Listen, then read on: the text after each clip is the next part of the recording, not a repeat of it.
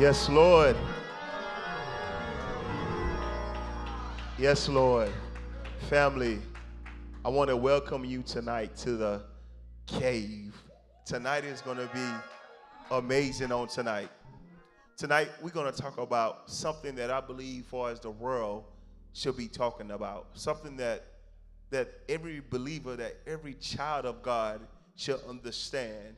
And the reason why I believe they should understand this is because the world understand it, and the world take the principles from it, and they run with it, and they build kingdoms and all type of stuff. And tonight we're going to talk about wealth. We're going to talk about money. That's what we're going to talk about. Somebody, come on now. We're talking about wealth on tonight.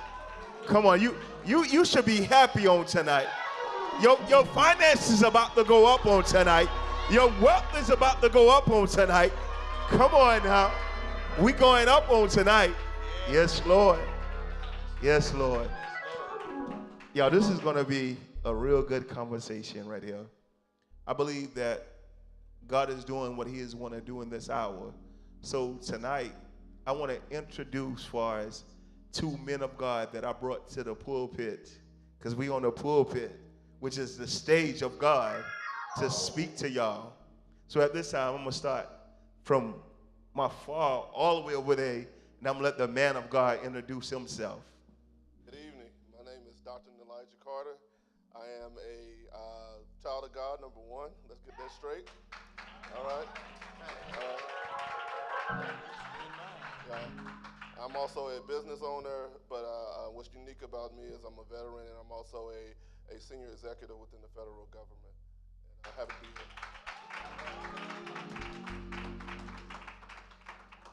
Great day, great evening. I'm Daniel J. Williams, also Mr. Act Accordingly.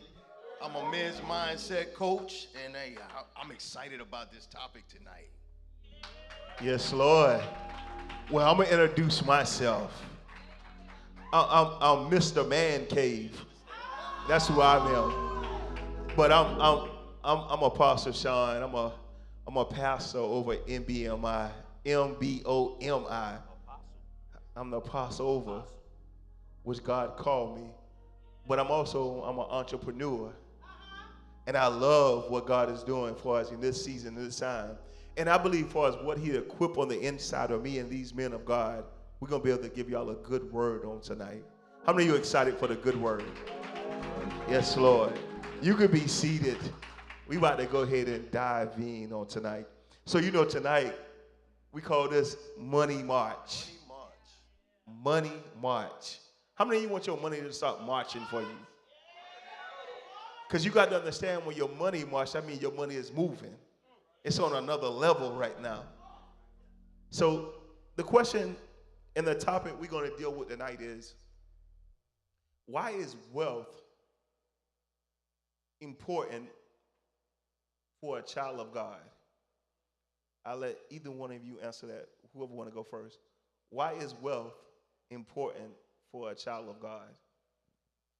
Well, I say that wealth is important for a child of God. One, because God says that, his kingdom is wealthy.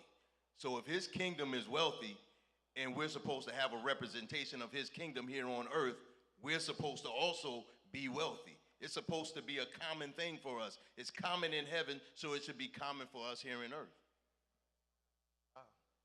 So wealth, take my time with this. So wealth is important for a child of God because, number one, our God is not broke. I think sometimes, you hear people and they say, Jesus in the manger, Jesus was in the manger only because everything else was filled. It's like, I can't create a hotel just like that, so I got to stay where I got to stay, right?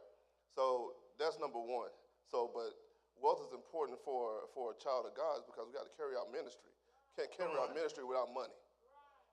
But I'll stop right there for a second. No, you're doing good. But both of y'all say some key things, and I love for us what people got to understand. God give us wealth for us to fund his vision. And see, sometimes we get it misconstrued, and we'll think for us, God giving us wealth for us. Now, some of the wealth he has given us, it is for us. But some of the wealth he has given us is for us. It's like we live off a portion of that wealth, and then the other portion we're supposed to be funding for as God vision, and that's what we are not doing. For as we just getting wealth, and what are we doing with it? Like, so if you look at this right here, and I don't want to go too far yet because there's some things I want to touch on what y'all say. If you look at this, you look at the Illuminati, right? When you look at their type of wealth, it's basically funded in the earth. Like, if you look at CNN, who that funded by? Illuminati. If you look at, far as Adidas, Illuminati. I mean, no matter what you look at, you got to think about it. It's Illuminati. The cartoons your kids look at, it's Illuminati.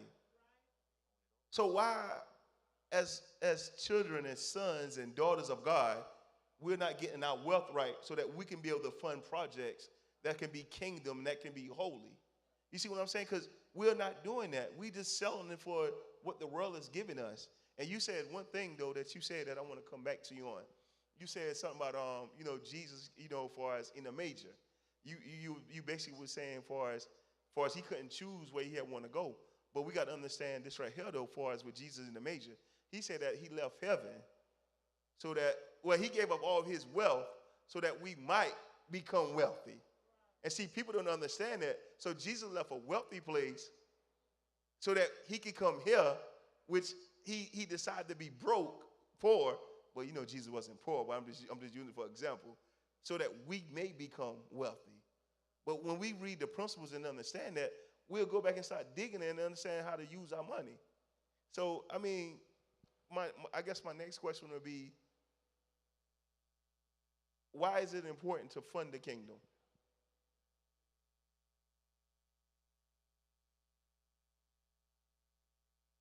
Oh, man. Why is it important to fund it? Well, I mean, because as we look around right now, we see that everything else is going up and it's being extended. It's Satan is the god of this world. So he's established, and he's been establishing himself for a long time.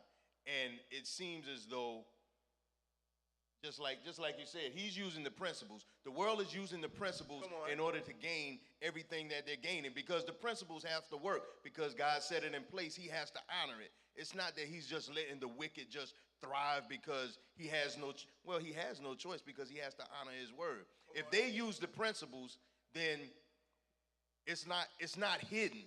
It's not hidden from us. We have access to the very same principles, but it's kind of like what you've been speaking on as far as like coming out of Egypt. We came out physically, but mentally the people are still there because of what has been taught from those who didn't have money.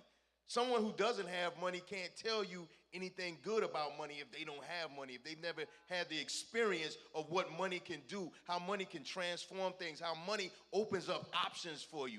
They understand that money opens up options of having the control of a thing, of monopolizing a thing. But so the importance of us understanding wealth and tapping in and following those principles to the letter, too, because the world, they really do follow it to the letter. They do philanthropy, that's giving to the poor, that's charity. They make sure that they do the 10%. They're not giving 10% back to God, but they're using the principle of being able to place their money in places to where it can run and it can grow, it can multiply for them. So we understand for us, which I believe we all can agree for us, the world is using the principles for us, which what God gave his sons and daughters. We all can agree on that. Because like when you see a wealthy person or a rich person, even though they might not be into God or they don't serve the God that we serve, they understand that they're going to get a charity to give for as a percentage of their money back. And like you say, God got to honor his principles. So let's think about this right here. When we say God got to honor his principles, and because I'm trying to go somewhere with this right here. So let's think about, I had the lady name on the top of my head. You know the lady that sent the people on the fast? What her name? Jezebel. Remember when she sent the people on a fast? Right. So that her husband can get the vineyard? So she went off the principles of God, because she understands that if I follow the principles of God, so now she understands that those principles, it got to work. So, I mean, like he can't come back. His word can't come back void. So now, if we understand that in this world, the wealthy people understand the principle, so why the church is not teaching it to the people? Now that's the key. Why the church think it's taboo, or why the church think it's like stigmatism when it comes to the church? Like why the church not feeding this to the people? If it's as far as the world took it and the world prospering off it. Because when the church do, guess what the church? People, oh, that's a prosperity preacher. Oh, that's that. They got names for everything. But when the people going through and the people poor and the people struggling and can't figure out how they're going to make ends meet, they're going to say, what do they give the people? So why the world why the church don't give the people the principles of wealth? If any one of y'all can answer that. Because of this. Flesh. Oh, come on. Yeah, so if I'm living spiritually and I'm reading the word of God and I'm living like God has called me to live, then I'm doing the things of God and I believe in what God says. So like you say, his word doesn't return void. But if I'm living in the flesh and I'm living, based off what I see, then I'm going to operate based off what I see. So if I'm supposed to be tithing and I get paid, I'm making this up, I get paid a lot more than this, but if I'm getting like $500 a month and my rent is $500 a month and I know I'm supposed to be tithing, which is 10% of that, I'm going to be scared. Like, how can I live if I got to give the church this tithe? But God said he's going to give it right back to you. So it's flesh, because people are not necessarily living, according to the will of God. And that's something that, I struggle with, in my personal life for years.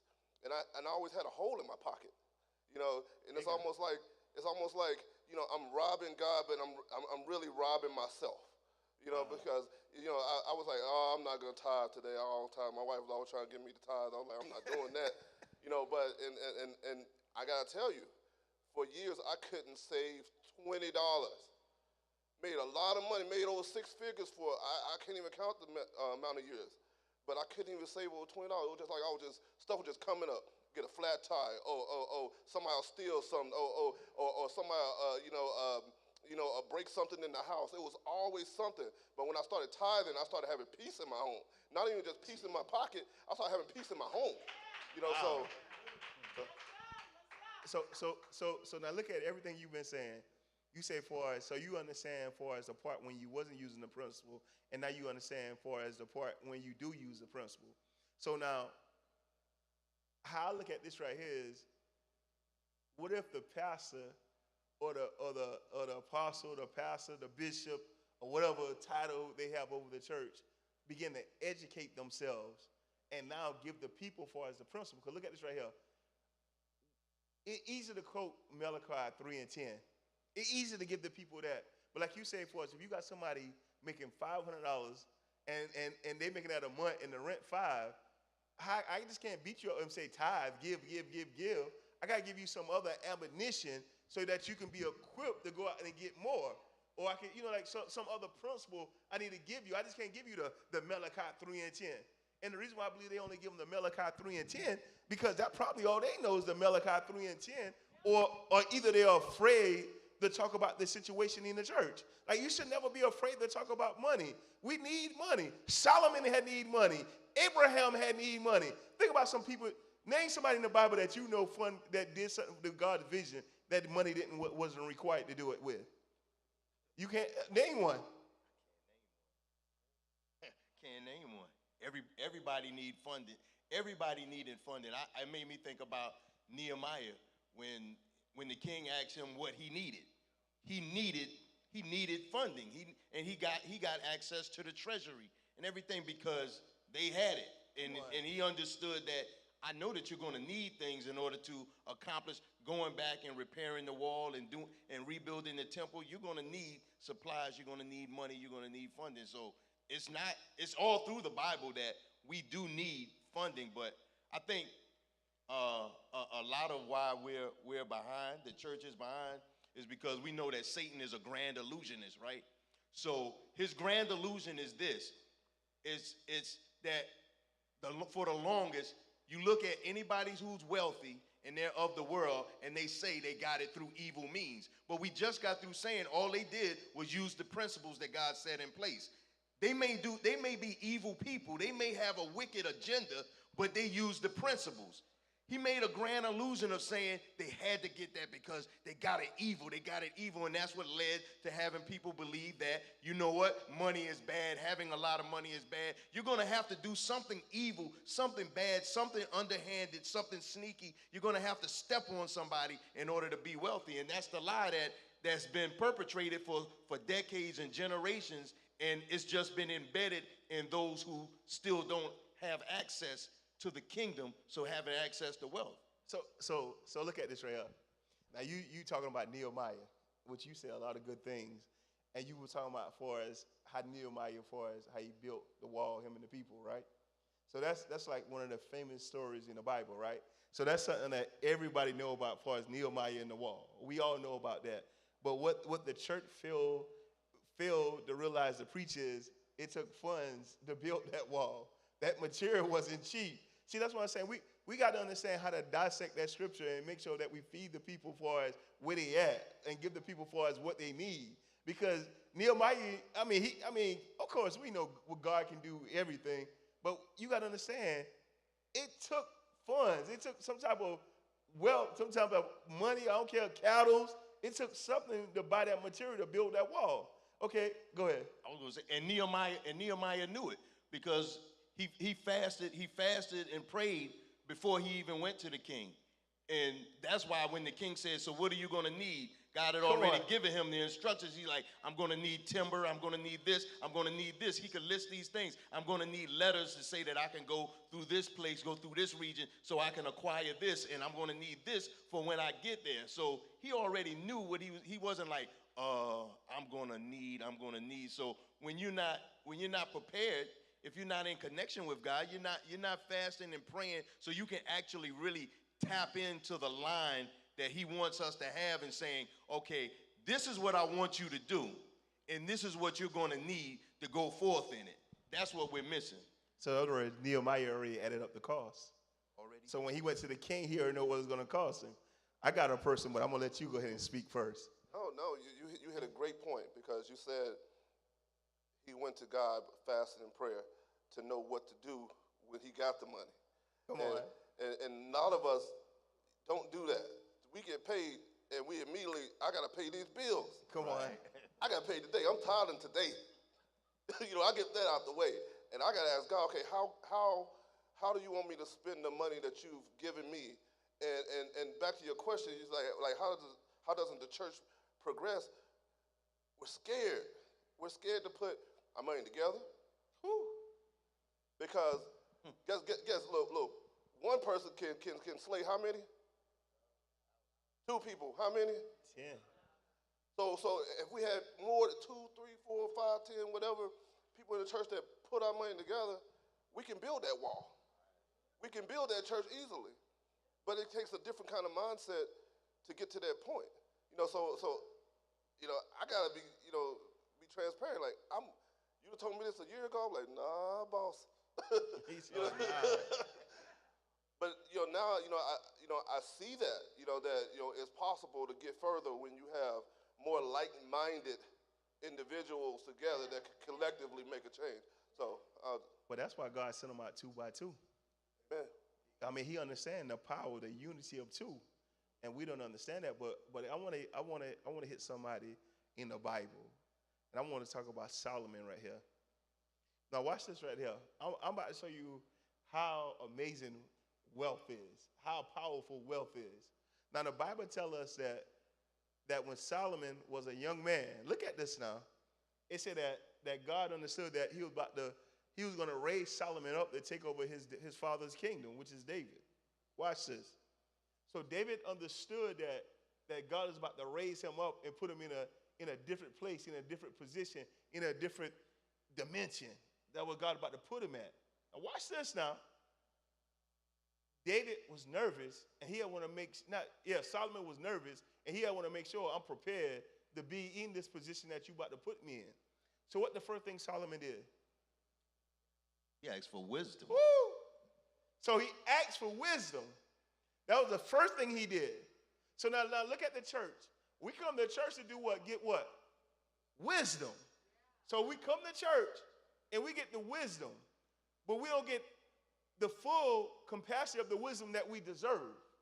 We only get the wisdom that teaches us about demons, about spirits. We get the wisdom of Abraham, of Jacob. We get the wisdom of all that right there. But there's one wisdom that we don't get from the church, and it's wealth. Watch this. The Bible said that God said because Solomon didn't ask him for wealth, what he did? That's what he gave him. Watch this. Hold on a minute. We're about to go somewhere. So the question is, God, if you already give Solomon wisdom, watch it now. You gave him wisdom. So that means he got enough on the inside of him to carry the people. But why is it that you choose to give him wealth with it? Think about it. Because God understood, even though I gave you wisdom to lead the people, you also going to need some money to finance what you're about to do. You ain't about to go to no bank. I'm going to give you the wealth that you need. And what Solomon did with that wealth? What did he do with it? Grew exponentially. But he grew it, but before he did, he made sure the wealth that he got, he put it back into God's kingdom. Oh, right. He gave God something that God didn't even ask for. He built the temple. Extravagant. And what the Bible, you tell the people, what kind of material that he used when he built that temple? Oh, man, it was extravagant. It was gold, silver, it was rubies. It was every precious gem that you could find. It was gold. It was, what was the acacia? Come on. It was the, I can't remember the name of the timber that they really used, that they cedar. Yeah, that too.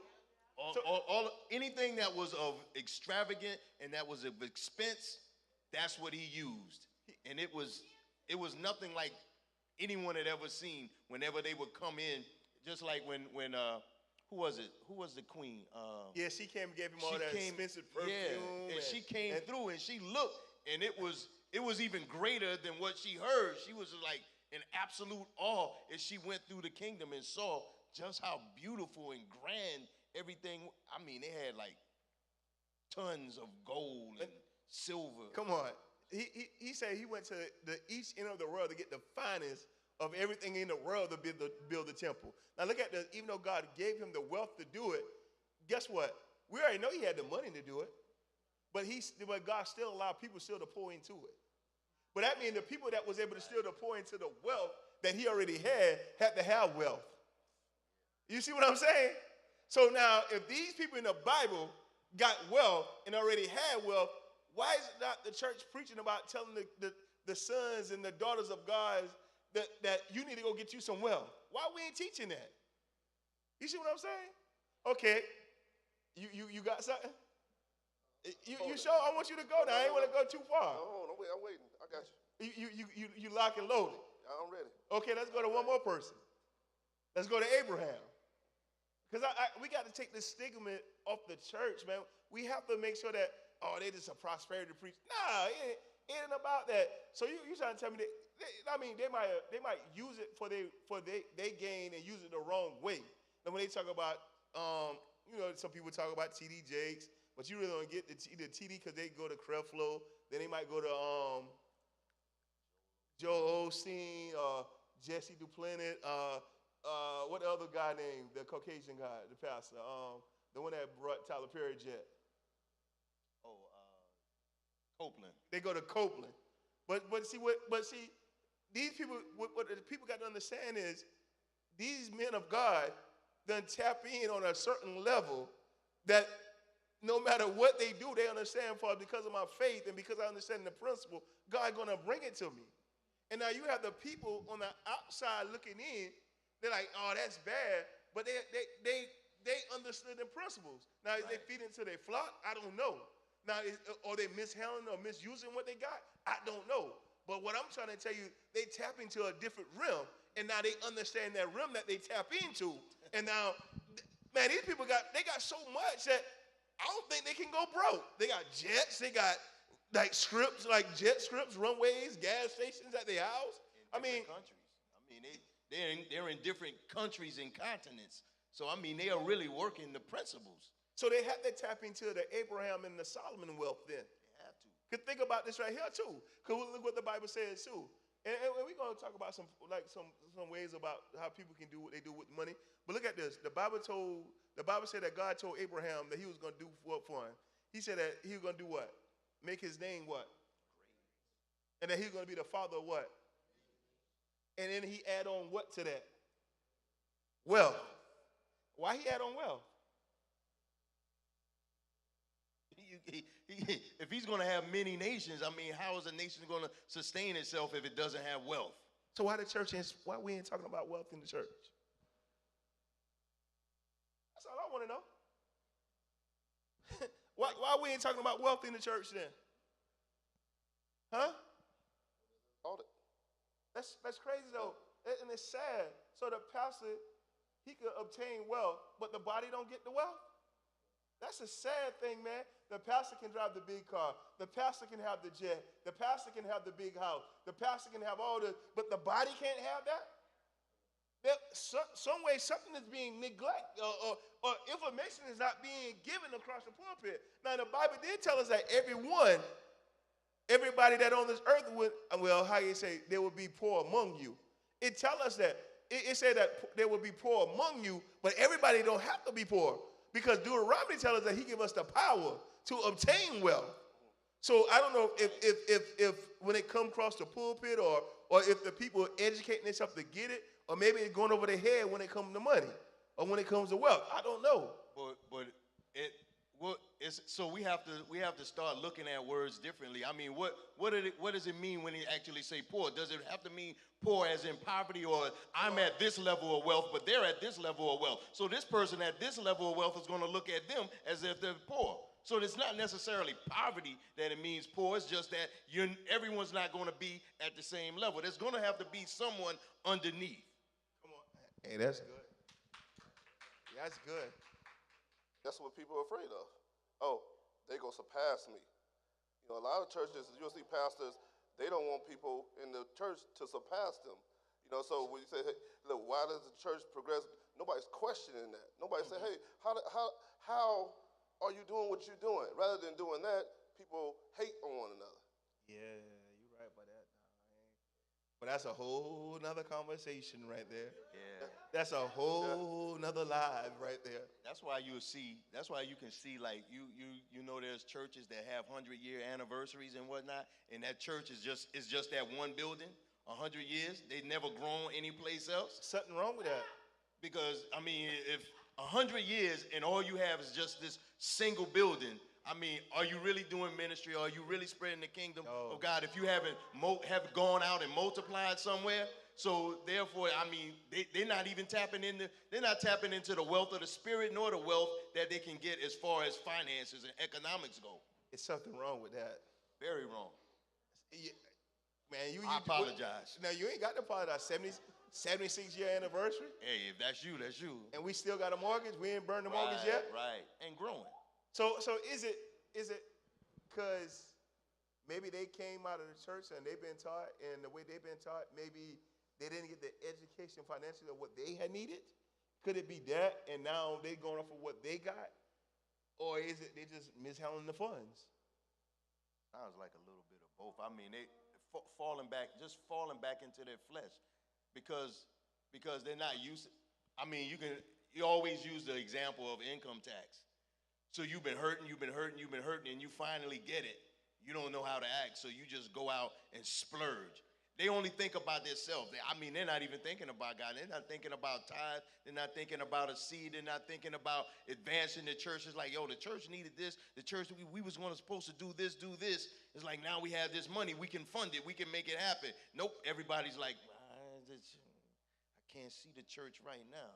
It shouldn't be like that, because God, when it comes to God's house, that's why we got to understand, that's why we supposed to have wealth, so that we can pour the wealth back into the house. You can't go to a God's house and you done been, I don't know where we're going at with the church thing, but it kind of hurts, man, when you walk into a house, man, that been around for that long, and the drum set falling over, or like just different things, man. It's like equipment is outdated. I mean, like, you got to keep your equipment up. You got to keep things up in order to, to be able to stay afloat. And things you looking at, man, it's hard. And I don't know. And maybe some churches, it might be not because the leaders are mismanaging the funds. Maybe the body that they have, maybe the body not giving them. Maybe because they ain't being taught, they don't know what to do with it. I mean, like you said, I think it could be a mixture of both. That's how I look at it. Because if the leader doesn't have it, I apologize. I mean, if the leader doesn't have it to share, then there's no way for the body to be able to have it. And if they're like, and this is like the plight of, I'll say, of our people, that, you know what, when somebody has it, they'd rather cuff it and not share it. Just like you said, it's a matter of not wanting somebody to pass you. But if you're a circle by yourself, then now that's why you feel lonely by yourself, and it seems like everybody hating on you. But if you make your circle and you grow your circle strong, and everybody in the circle has wealth, you could do a whole lot more. And you can actually enjoy life because you're not having to do it by yourself and everybody looking at you and looking like, yo, I gotta eat. I'm gonna eat off of them. I'm gonna eat off. It sends a spirit of envy and covetousness out amongst the people when they see that you're getting it and I ask you and you don't share it. So if you're going to be selfish, I'm going to figure out a way to take it from you. I'm going to say this because I know you about to say something, and I don't want to leave this topic. This is one thing you said, and I think it came from both of y'all. And you were saying you believe there are many places that I guess the pastor or whoever, the leader, don't want the people to, outgrow them. Or, but you got to understand when you have sons and daughters, so you got to look at it this way right here. When you become a pastor over a church, now you have spiritual sons and spiritual daughters. So now when we use the natural, and I'm going to use the spiritual part about this. So I got my natural kids, what God allowed me to borrow, right? So I got Keyshawn, I got Keziah, and I got Kinea. So my goal is to make sure that I equip them and give them everything that they need so that they can surpass me. If they surpass me, then guess what? I did my job. So same thing when it comes to church. Even though I'm the leader and Apostle K the leader, we want to see our sons and our spiritual sons and our spiritual daughters outgrow us. Because when you outgrow us, you know how powerful that is? You got other spiritual sons like y'all united and they outgrowing you. Yo, that's a beautiful thing.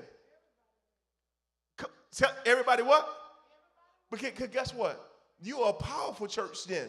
Because now if I got 100 members and all 100 of my members on that same level, guess what? Go to a bank. What are we going to the bank for? We the bank. You see what I'm saying? And this is what kingdom wealth is supposed to be. It's not that everything that I have on the inside of me, I'm supposed to pour out and give to you.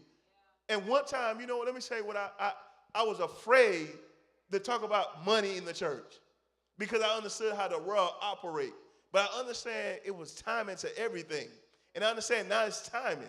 And everything I got on the inside of me, all the mistakes I done made, all the wealth I done touched, and I done made this mistake, years making mistakes. But I understood I'm going to fail my way to success. Because I never quit. And that's what he did. He gave me the abundance, but I never quit. I had many headaches. But he put me in a position to go through that so that the sons and the daughters that sit up under me, now you don't have to go through that. I want to see everybody win. And you ain't got people that want to see everybody win. I want to say, hey, y'all, I want to come into church one Sunday, and I want to say I seen a amusement park, and I want us to go by that. And the Sunday that I say that, I want to be able to raise the funds right then, and we go by the amusement park. You know what I'm saying? Something like that we could give back. Something like we got our own park, and now our kids can go to the NBOMI amusement park. We ain't got to go to Carowinds. We ain't got to go to the Chuck E. Cheese. We ain't got to go to the Six Flags. We got our own amusement park. I want us to be in a position where you say, I need a mortgage for a house. We go to our own bank and get our mortgage. I don't want to be in positions where we got to go to the world to get world world, we need this right here. Right. Oh, there's qualifications for that. Let me see if you meet this one. It shouldn't be like that. But it starts here, and it starts teaching for us the people in the church about wealth and money. They got to understand what wealth is and what money is. You go ahead. No, while you were talking, I was just, what does the word say? So without vision, the people. Yes. And what did Jesus tell the disciples before he transcended? You're going to do Greater. You don't see that in a lot of churches. So that and that goes back to like when I first came to NBOMI. I believe we went to Atlanta, and it was somebody that needed something, and Pastor Chaun, you got to, so the offering, you gave him the whole offering, and then you went on the on live and said, hey, this is this person's cash out. Everybody bless them. I've never seen that before.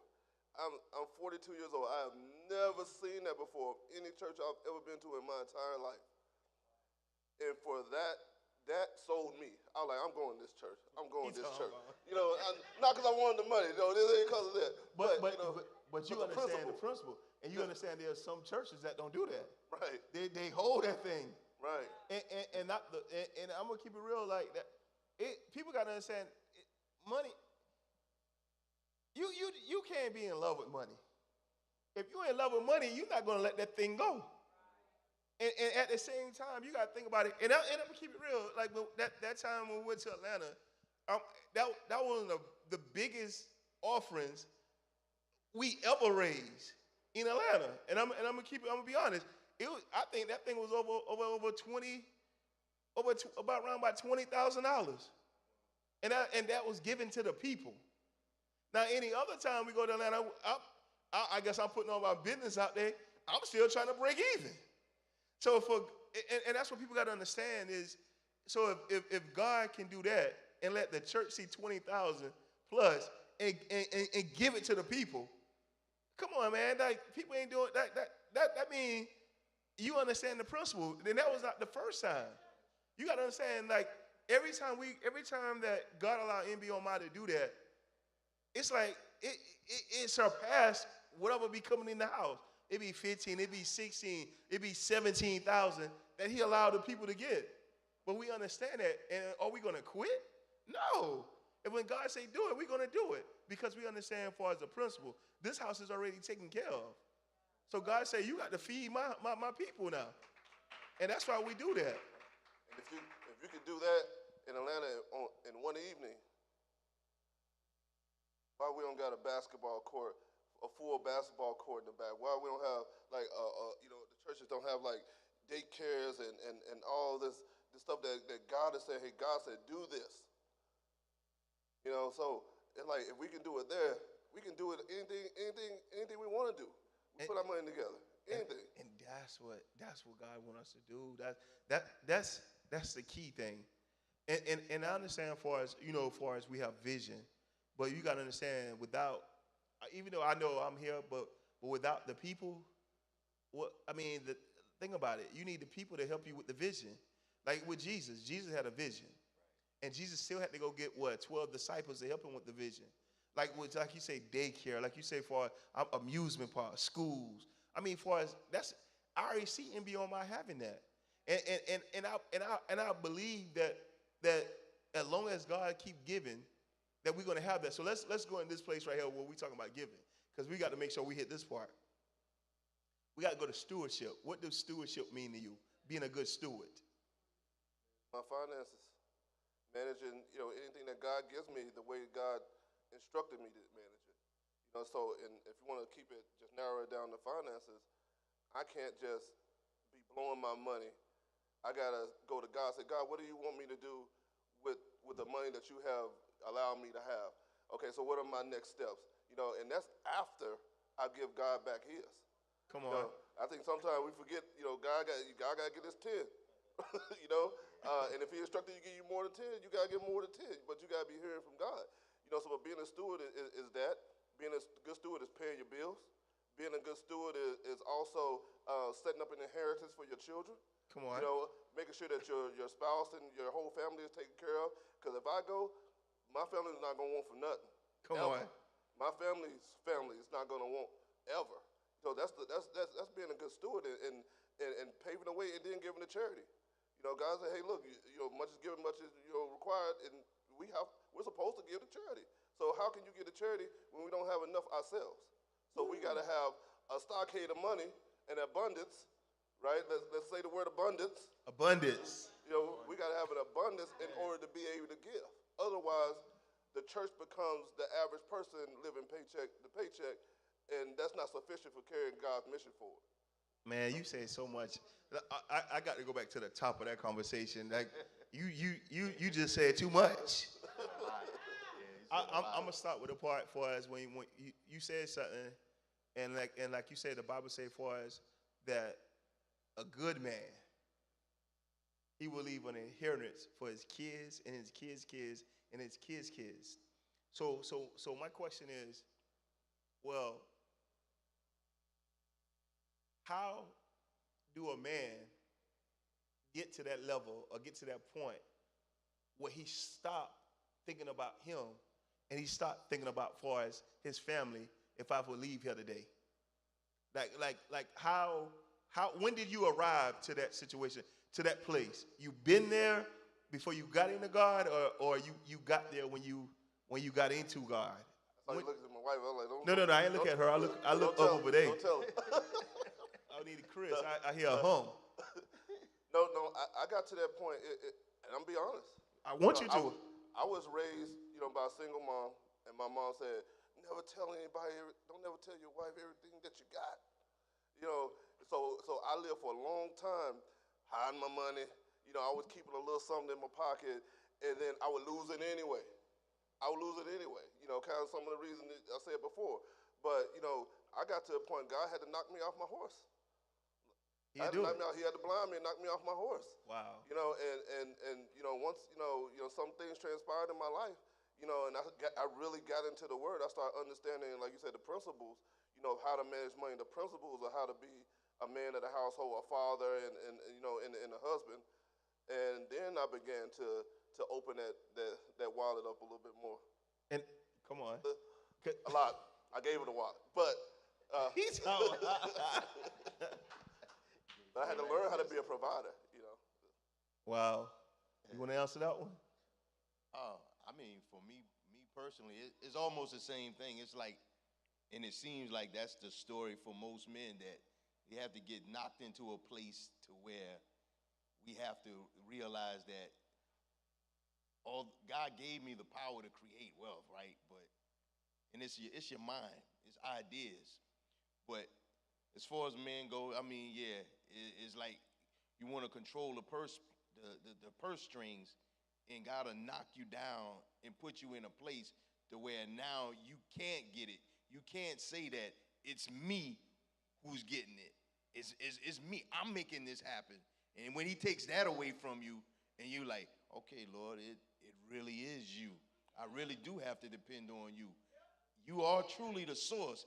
And then in that place, it made me really look at my family differently and look at them as like, man, they really are looking to me and depending on me because I'm falling and I'm slipping and I'm not taking care of what I'm supposed to take care of. Now they have to suffer. And that's the thing that really just turned me to being all out. It's all about them and them being taken care of, absolutely. So this is what I'm gonna tell you when I got to that place. And I'm gonna give it back to you. So when I got to that place, I think I arrived. I think I always had that in me, even though I wasn't. How can I put this? Like far as into God the way I'm into God now. Because at the end of the day, I always believe in God. I know it was God, but did I went to church every Sunday? No. But I always understood as a man that I had to be the provider, and I had to make sure that as when I leave here, that my family was taken care of. I always had it on the inside of me.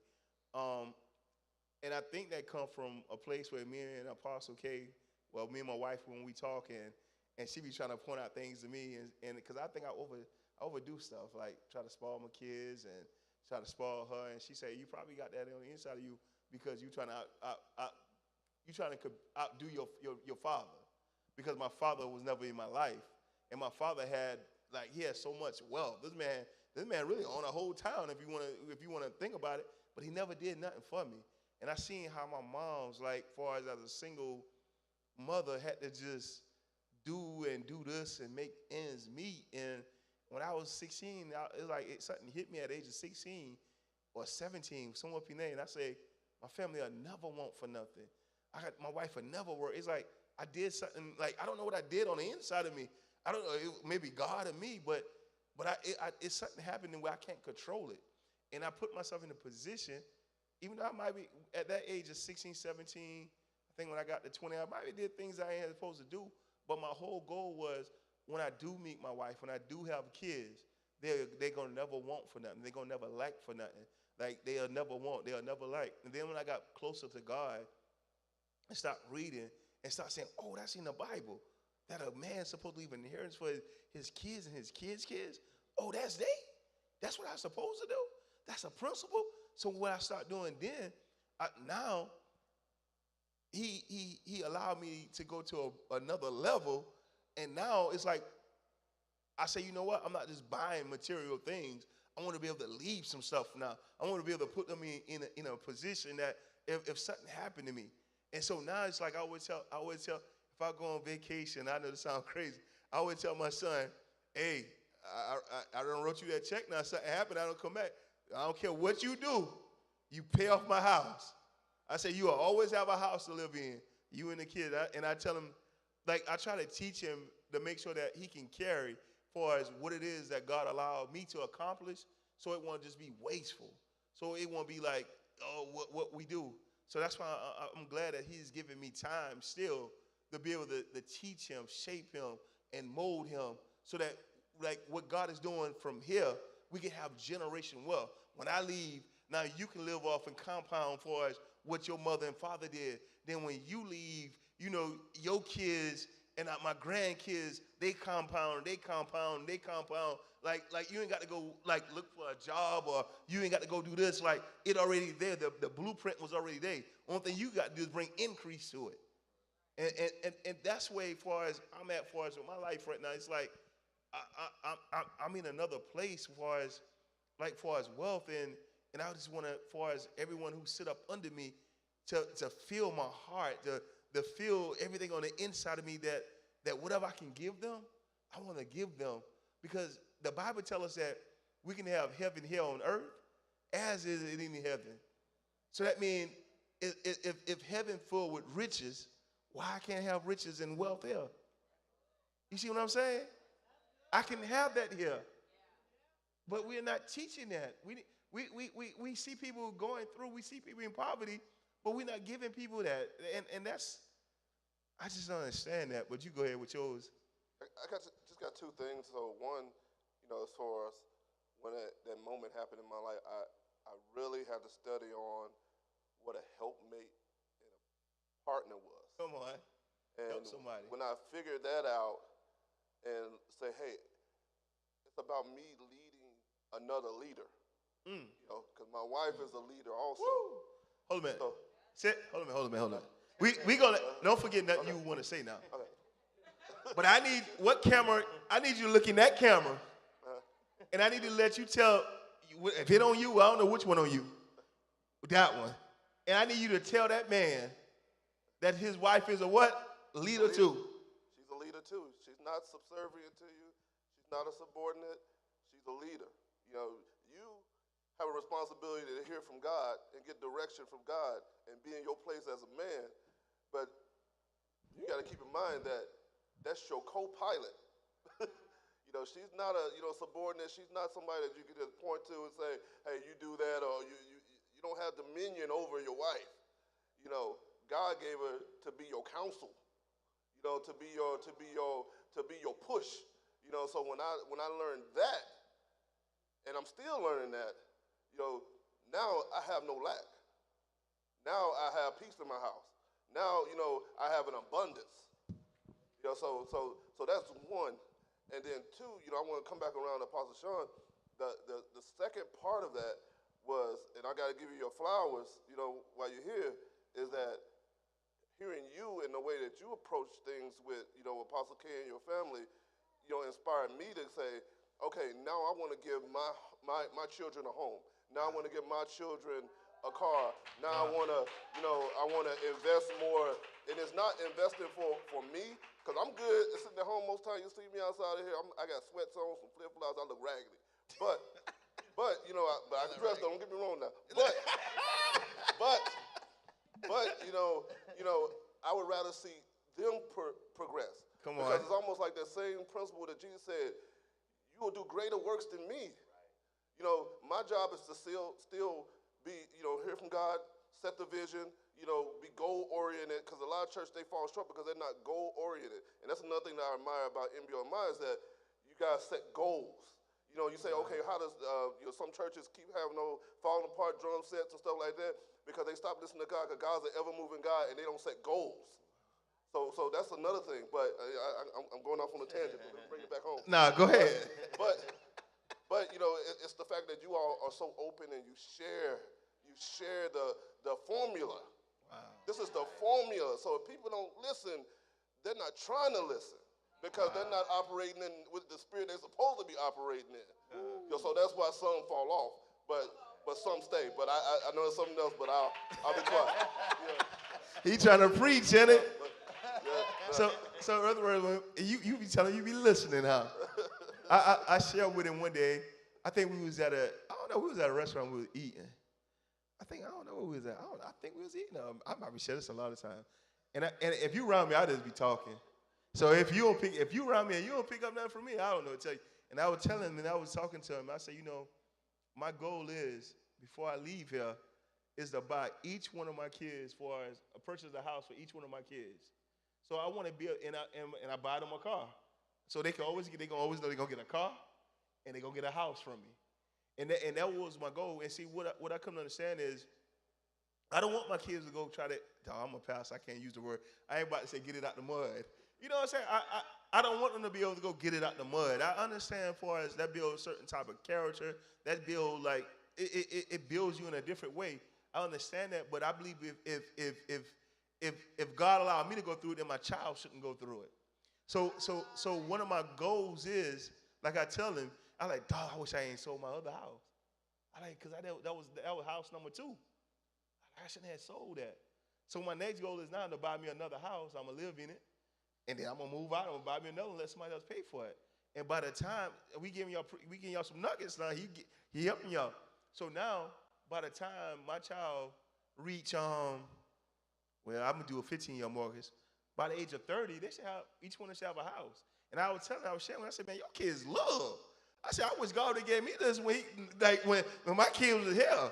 And I think he probably did, but I don't know, me and Apostle K wasn't hitting that eye to eye. I had one to live in the house every 2 years and then move. But she like, nah, And not with my babies, we ain't doing that. But like I was saying when I said, man, your kids, man, I say, your oldest one is like about 17. But I said, well, man, your other 2? I said, 4 and 10? I said, man, by the time they 21, 22, man, them jokers how paid for. Now think about what kind of start if your mom and dad would have did that for you. You know the house is the biggest payment that we have. So if my mama would have get at the age of 21, my house paid for, and a car paid for, man, if I can't get the rest, man, that's shame on me. But it's so many like tips out there, man, that we can flourish in, but we got to make sure that we putting ourselves in a position to do it. Now let's go back to that tithe thing, which you were talking about, and I'm gonna let y'all talk. When you were talking about the tithe, which is the 10th, I want to teach this because I wasn't always good with that thing neither. Now I got to keep it real. I mean, I just can't sit up here because now where I'm at now that I sit and say like, oh, I was happy do or whatever. Because I remember when I started making so much money, and then I had to give up that. I'm like, I have to give this percentage to the. I was thinking wrong. I was saying, I'm about to give this to this man of God for him to live off of me. I'm gonna give him $1,000. I'm gonna give him $800. No, the devil is a lie. You know what? It was hard because I never been taught that. I never been taught that principle. So, and then when I found out, and then with Apostle K, which is the helpmate, she was always saying, you cursing us. I'm like, man, how you gonna say about? No, she would say you curse. I'm like, I'm cursed. I'm like, how you gonna say I'm cursed? You say, I mean, we both curse. I'm like, what are you talking about? Why would you say that? Well, she said, no, that we curse then. She said, and the bad part about it, you curse with a curse and your generation curse. Man, that did something to me when she did that one. I saw 100 devils. And the reason why, I'm keeping it real, the reason why I believe I seen 100 devils, because at the end of the day, I'm the man and I'm providing, and now you telling me I'm doing something wrong? Am I providing? I'm providing wrong still? I got error in my providing? And I had to go back and look at that, and I had to examine that. And like you said, I had to think about it, flat tire. Then I had to go back and look. A bill came up. Like, what? How that bill come up? I never seen that bill before. Or light bill just $1,000 this month. How light bill get $1,000? Light bill $300-400. Well, it never been that. Or this happened. Because God's gonna get his money the way he wanna get it. He gonna get it, no matter what. So what I did, I created a plan. I created a formula in my head, and I said, you know, it's like the mob. I say, well, God is the mob, and as long as I give God my 10th, he'll protect the rest of my money. So I just stopped playing with things. I said, you know what? I'm gonna go ahead and give the man his 10, and everything else I ain't got to worry about. And I think as I started to grow and I started to do that, it was like he began to open up doors. He began to keep my money safe. And the only way he didn't keep my money safe is if he tell me no, and I still want to do an investment that I didn't supposed to do, then shame on me. I lost in it because he sent me warning. And that's the only way I made mistakes. Because I made mistakes thinking I'm about to beat for God. And I can't beat God. And I had to learn that. And so that's why now, when it comes to investment, if God ain't spoke to me, I don't care if somebody tell you you'll make $1 million right now.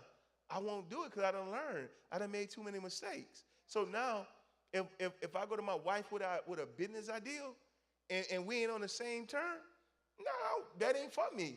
That's not the business ideal for me. It sounded good, but that ain't for me. So I had to learn me when it comes to business. I had to understand that he said, he said, where two or three are gathering my name, he said, well, I'm there in the midst. So that means I know my wife carrying God.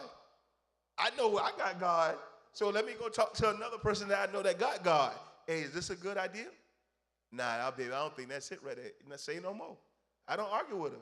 One time before, I argue, trying to get her to see my way. I go do it behind her back.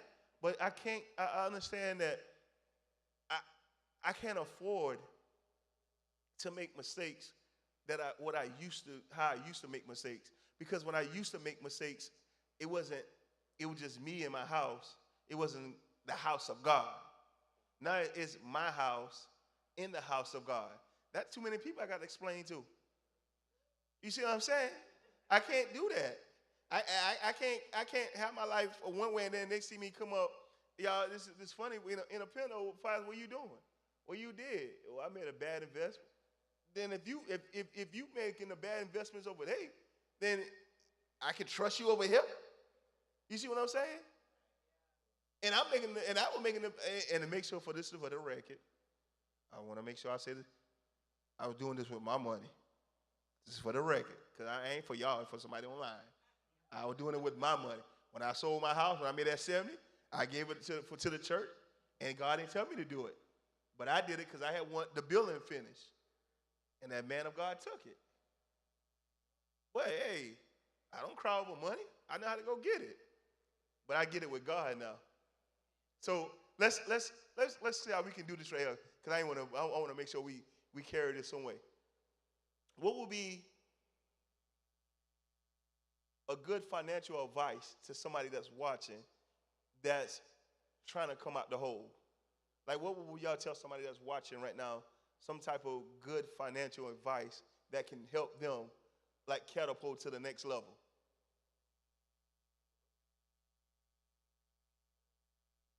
So, good financial advice, if you're in the hole, I'm just talking to the men. You got to work. Yeah, you got to work. Jesus. You know, so as for me, this is me. If I know I'm in the hole and I don't have nothing else going for me, and I don't have no job or whatever, I'm mowing lawns, I'm raking leaves, I'm doing Ubering, I'm going to the church house and say, you guys got something for me to do, eyes and end jobs or whatever I got to do, and I'm going to work. The Bible says you can either work until what? Sweat comes from your what? All right, come on. So it's hard work is what's going to pull you out because you can't save. I think it's in Proverbs 13. You can't save until you earn. So you can't invest until you save. So it's a process that you have to go, and you have to, despise not, what? Small beginnings. You gotta be willing to get down there and grind. And once you get to a place, it's like God takes you from glory to glory to glory to glory to glory, and sooner or later you out of the hole. But you gotta be willing to work. And pay bills. You gotta set yourself I think Apostle Chaun calls it a ledger. Accounting folks, set yourself a ledger. I got this amount of money coming in. I got these bills, and you cannot be trying to keep up with the Jones.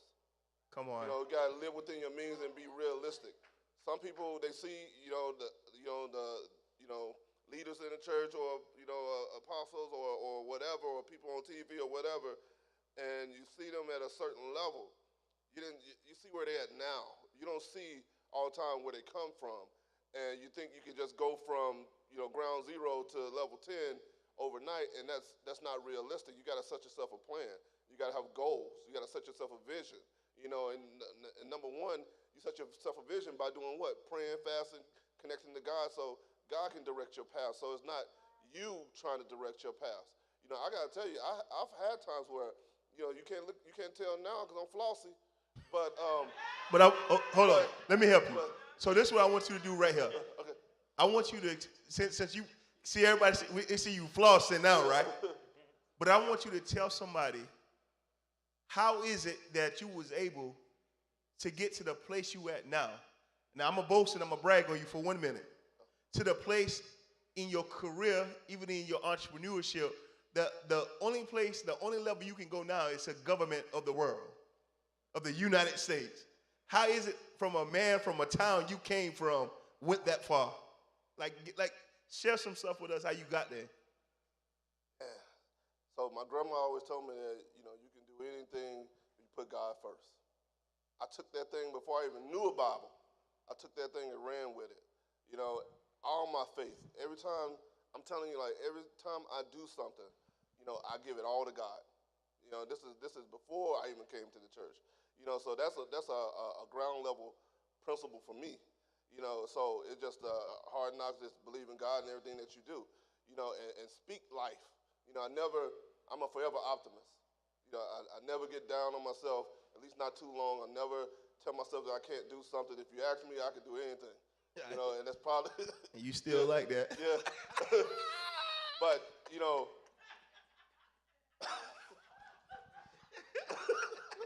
but, God hears you. God hears your prayers. And sometimes people try to overcomplicate it.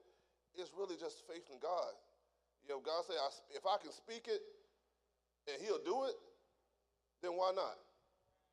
Why listen to Satan? Because a pessimist, that ain't nothing but Satan in your ear. God's always going to be positive. God's always going to tell you, that hey, you can do all things through Christ. So those simple scriptures, those affirmations, they work. And I can tell you, I come from probably below the mud. What's below the mud? So when Come on. three, four brothers in the same bed. Type situation.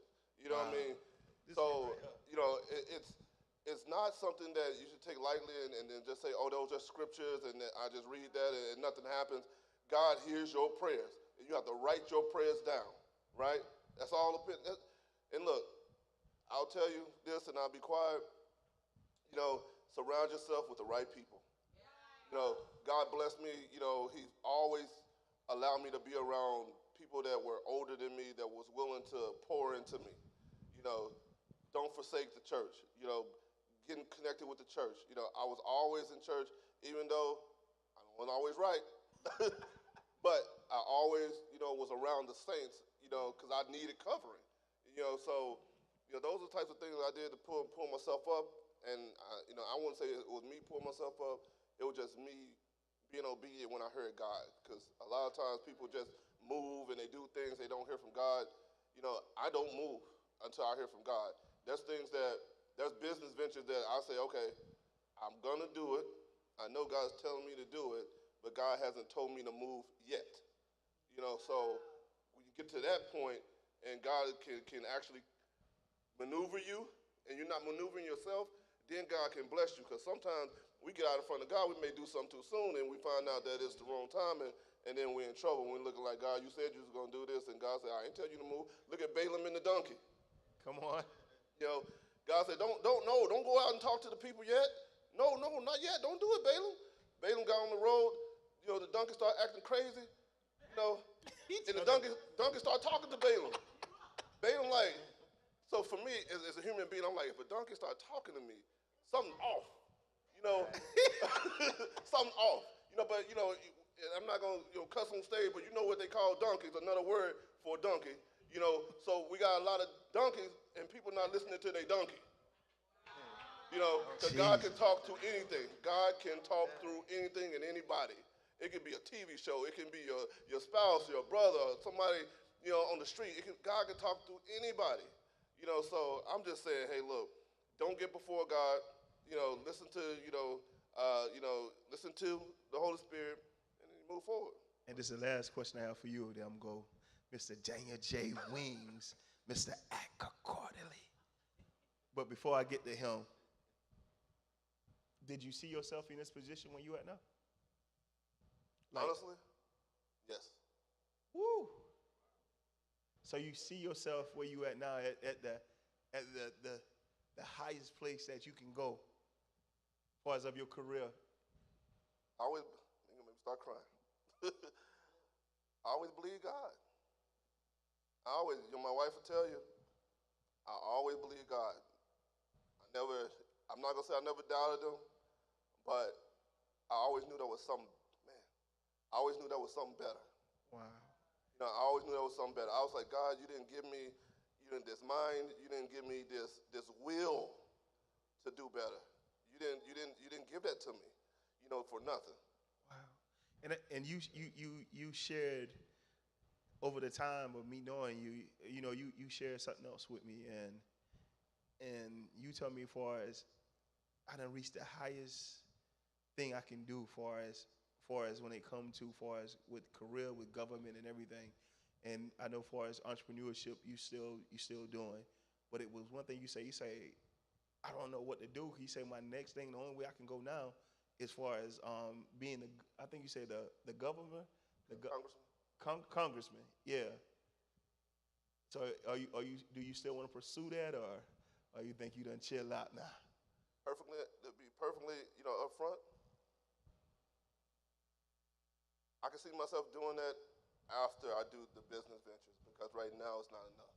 Because the business venture is what even though that will give you more wealth, but the business venture, I believe, is what you can leave your kids in an inheritance.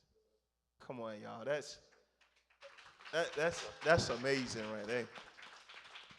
Now, Mr. Williams, because I'm trying to tie this, what type of financial advice will you give somebody who's looking right now? Come on, Mr. Act Accordingly. You got to do it in your Act Accordingly voice. If you don't do it in that voice, you got to start over. Act Accordingly voice? Come on. All right, so that was a lot. Yeah. That was a lot. So I'm really kind of just going to highlight some of that. But what I'd say, and talking to the men, is for real, be real with yourself so you can be real with God. Because you know what put you in the hole. You knew the things that you were doing that placed you there. So you can be honest with God and say, Lord, I know why I am where I am. So please, I'm asking you to show me the way to get out of it. And then, there's practical things to do. It's like you're looking at what has you in debt. And there's certain debts you have to pay these things out to get them done. You need to sit down and organize yourself. Stop being so sporadic and random and spontaneous and just doing things to do things. And actually, I'm going to say act accordingly. Put yourself in a budget. Create a structure. Make a system. And once you start operating off of a system, you can operate with a certain type of flow. Now you have a direction for your money to go. Although you might be in the hole still, but you're getting out of the hole because you're knocking those debts out. And as you're believing in God, and he'll create other ways for you to go, and you will see increase coming from places that you didn't think they'd come before. You see suddenlies happen, and things will start dropping off. But it all starts with you being honest with you so that you can be honest with God, so he can give you instructions, give you a system to operate from. So now you have a direction for your money, a purpose direction for your money. Rather than just being directed everywhere, now he's saying, directed here for this time, directed here for this time. And you'll start seeing things drop off, and you'll start seeing you come up. Come on, that's good right there. Come on. Act accordingly. I think you might need to take a little drink. He's talking act accordingly. But I guess my advice would be, and I'm going to go as far as me, like far as, I believe every move you make. No, hold on. First of all, let me give you the foundation before I give you the wisdom. Foundation would be, man, I'm tired of seeing so many men sitting in the house. Like, it's like I'm trying to figure out what time has come to. It's like you have so many men that don't want to work. They don't want to do nothing. They want things, a handout. They want everything free. And then you see so many women, man, that go out, you're right, hustle, make ends meet. And that's not the way it's supposed to be. Because if you look at the Bible, biblically it says, as far as the man supposed to go out and be the provider and the protector, the woman's supposed to take care of the house. But now it's like that thing done switched now. You got the woman going out providing and the man taking care of the house. So I would say, as far as, let's correct this error first. And once we correct the error, now God can move. Because you got to understand, how can God move out of error? You got to think about that. That's hard for God to move. When stuff in error, when stuff not running the way that it was designed to run, that's like you saying you're trying to get somewhere, but you got to use reverse in the car to get where you want to go. Every time you get in the car, you got to put the car in reverse. That's crazy. That don't make sense. And when the car was meant to be driven in drive, when it meant for the man to go out and be the provider, when it meant that the man, when the Bible say that far as the woman will be what? The help meet. So if she the help meet, that means for as I'm driving and she helping, she pushing, when I come up short, now she helped me. So now we got the foundation out the way. Now I think I can help you with the principle. Well, with that principle, some wisdom. I would say, as far as when I start running off of Chaun and start running, doing what God want me to do and moving far as financially where that God tell me to move, that's when you bless. That's when your money will multiply. It will go to levels that you would never dream of. Because God understand now I can trust you. He understand now. He understand for us that money is a tool. So now I understand that it's a tool, and I understand for us, if I use this tool this way, then this tool, guess what? It'll bring me back more money. But people don't understand that. People understand, they think that when I get money, I'm supposed to spend. And when you spend and you're not making investments, you're not getting nothing in return. So what I learned, once I get money in my hand, this is what I do. And this is the God honest truth.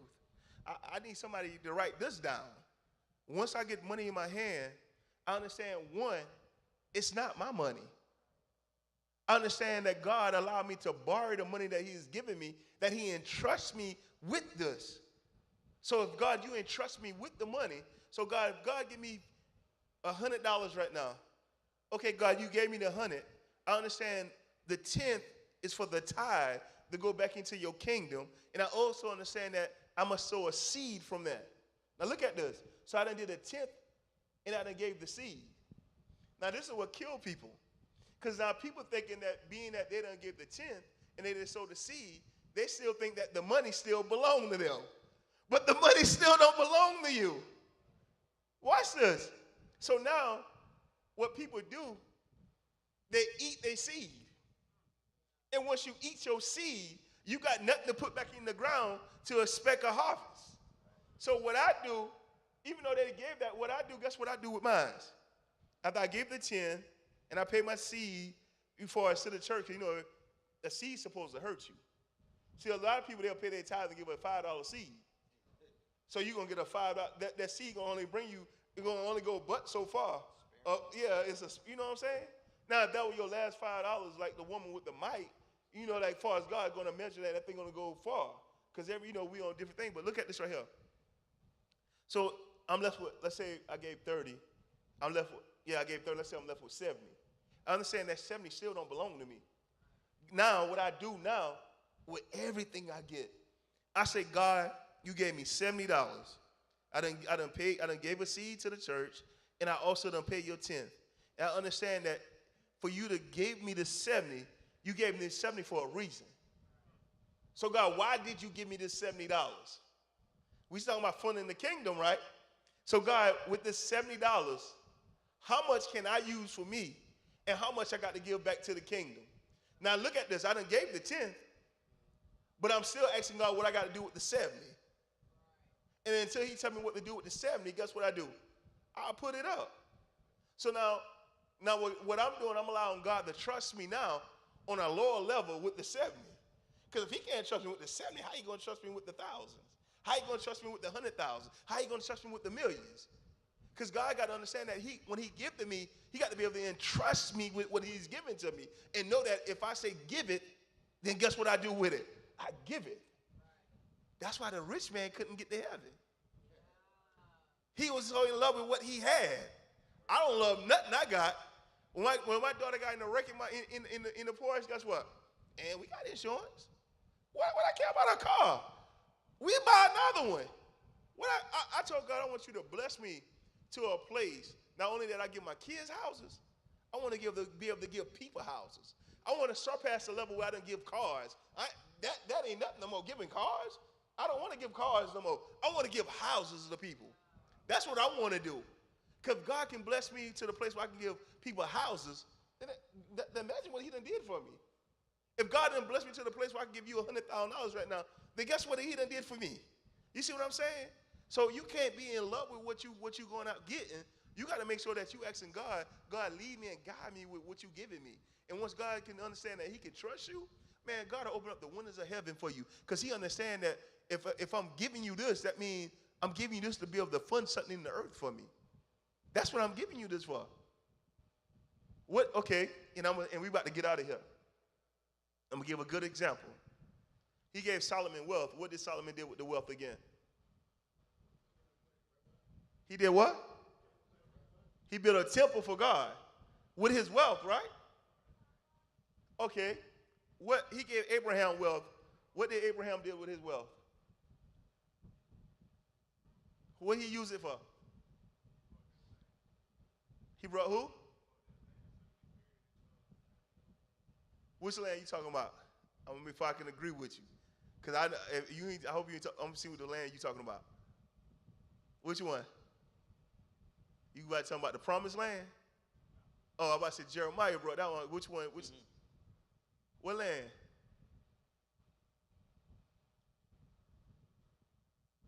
Well, I'm gonna have to. But what I'm trying to say is, God will give you wealth so that you can invest wealth back into his kingdom.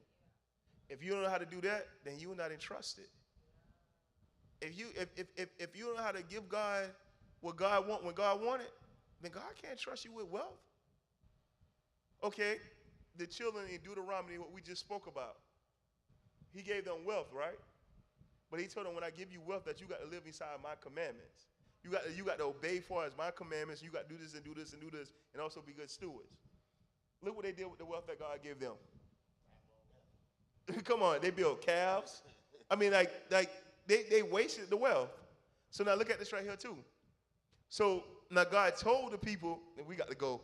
God told the people, I want y'all to catch this. Now God told the people in Deuteronomy 8 and 18 now, when you go read Deuteronomy chapter 8, now he was telling the people, he said, the land that I'm about to give you, He said, for as the people in the land, that these people are more powerful than you.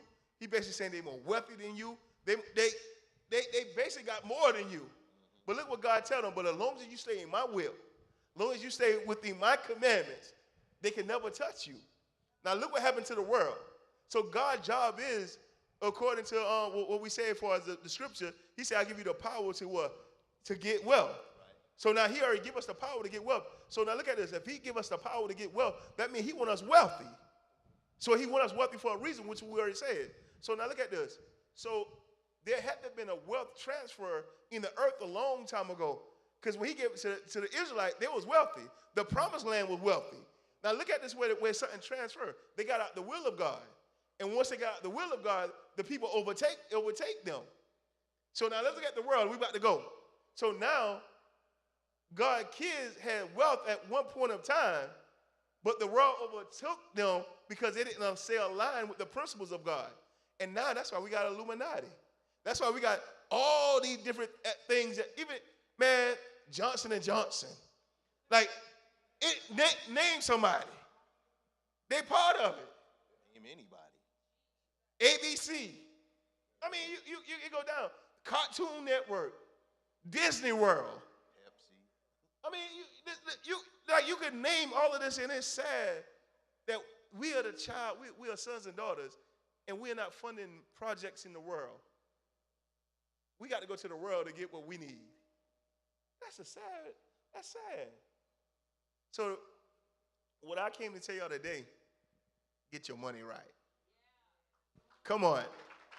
Get your money right. Get your money right. Because when you get your money right, they ain't going to be able to tell you nothing. They got to come to the kingdom. Now, let me show you this right here, and we about to go about getting your money right. Y'all, this is crazy.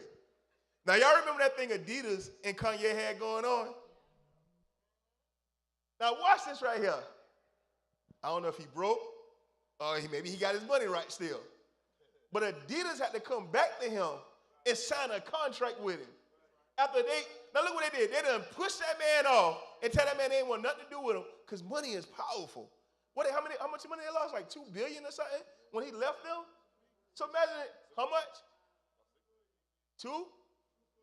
2 billion, right? And that's like in a couple of months. So imagine if they never went back to that man. Imagine if they would have won a year. So that's what I'm trying to tell y'all. This thing we talking about tonight, it surpassed the church. It's bigger than the church. But the church got to grab a hold to it and understand the principles of why God give us this and start abusing the money that God give you. And once we get that, y'all, we'll take this world by storm. We'll take this world by force. And guess what happens with that? Satan can't be the prince of the air no more. And the reason why he's the prince of the air, because guess what? He controls every airwave. Look at it. Everything that you're listening to, everything we see on TV, he controls because he got his people in place to control it. But I declare tonight that there will be a people that call NBOMI that going to rise up, and we're going to take what it is that God say he wants. We're going to make sure that what God wants in the earth, it shall be in the earth. There's a people called NBOMI. God, we are waiting, we are willing, we are ready for what you're about to release. He hasn't given us a year of the flow for nothing. You got to remember this is a year of the flow. So God said, all I need you to do is stay in position. That's it. We just got to stay in position. And when we stay in position, guess what? It begin to fall. So tonight, we learn a little bit about a little bit of money. A little bit about a little bit of wealth. So I'm asking you to take some of the stuff that you hear today or tonight and just start applying it to your life and watch your money grow. So I just want to thank you for just coming out and being a part of Money March. So we're gonna pray at this time, and we're gonna get out of here. Father, right now, We just want to thank you for everything, God, that you are releasing, God, over this house, God. Everything, God, that you are releasing, God, to the airwaves. Father, we just come on tonight, God, to give you thanks, God, because we understand the wisdom, God, that you are pouring, God, the wealth, God, that you are going to give us, God. We're going to make sure, God, that we are good stewards. We're going to make sure, God, that we put the money in the places that you want the money to be put into. And Father, right now, I just want to thank you for everything that you have done on tonight. And in Jesus' name we pray. Amen and amen. Yes, Lord. Thank you, Jesus.